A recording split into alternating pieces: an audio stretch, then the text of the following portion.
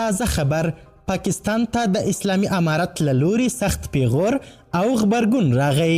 له هغه وروسته چې پاکستان د تورخم دروازې د خلاصون په بدل کې د طالبانو څخه د ټي ټي پي د ختمولو غوښتنه وکړل، تازه طالبانو یې په غبرګون کې ویلي چې پاکستان یو نامرده هیواد دی، خپل ستونزې خپله نسي حلولی. دا چې بشپړ حال او جزئیات څه دي ویډیو تر پایه ګورئ، په هر څه به پوه سئ. سلامونه قدرمنو لیدونکو، مشال پریس یوټیوب چینل ته مو هرکلی کوم.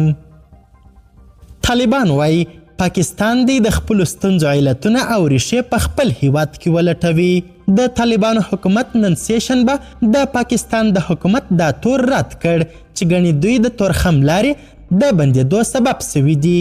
پاکستان د تیرې اونۍ د چهارشنبې په ورځ وروسته له دې د تورخم دروازه وتړله چې د دوو خواو پولیساتو پر یو بل ډزې وکړې. د پاکستان د بهرنیو چارو وزارت ویاندوی ممتاز زهرا بلوچ پرون په اسلام آباد کې ادعا وکړه چې د افغانستان د حکومت سرحدي ځواکونو په غیر قانوني ډول د پاکستان په خاوره کې پوسته جوړوله او دا کار یې د دوو خواو د ځواکونو ترمنځ د نښتې سبب سو. دی همداراز د پاکستان مخکینی ادعا بیا تکرار کړه چې ګڼې د افغانستان حکومت ترهګرو ته اجازه ورکوي چې له خاورې څخه پر پاکستان د حملې لپاره کار واخلي. د پاکستان ادعا تر اوسه هیڅ هیواد تایید کړې نه ده او نه یې په دې اړه کومه تبصره کړې ده، خو د پاکستان ادعاو د طالبان د حکومت خبرګون پارولی دی. د اسوسییټډ پریس خبري اژانس د راپور له مخې د طالبانو د حکومت یو چارواکي د پاکستان دولت کمزوری او بېوسه بللی ځکه چې خپل امنیت نسی ساتلی. د کورنیو چارو وزارت ویاندوی عبدالمتین قانع اسوسییټډ پریس خبري اژانس ته ویلي په پولو کې دا ډول پیښې کیږي، دا وار حمله موږ نه بلکې پاکستان کړې ده.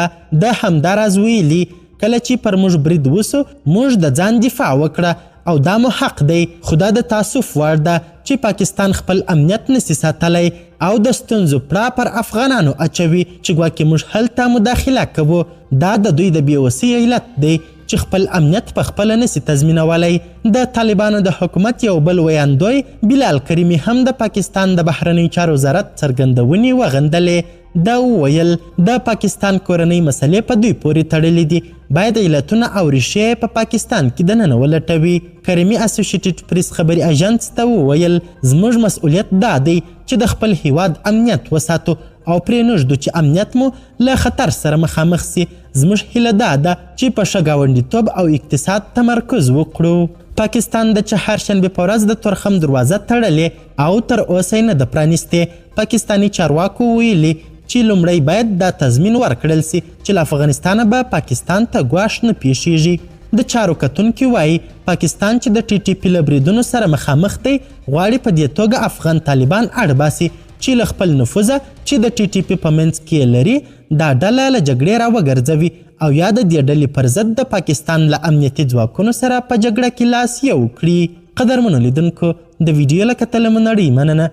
د لا زیاتو او نورو لحظه پر لحظه خبري مطالب لپاره زموږ همدغه مشال پریس یوټیوب چینل حتما سبسکرایب کړئ. تر بیا او بلې ویډیو ښه وخت ښې چارې، د الله په امان.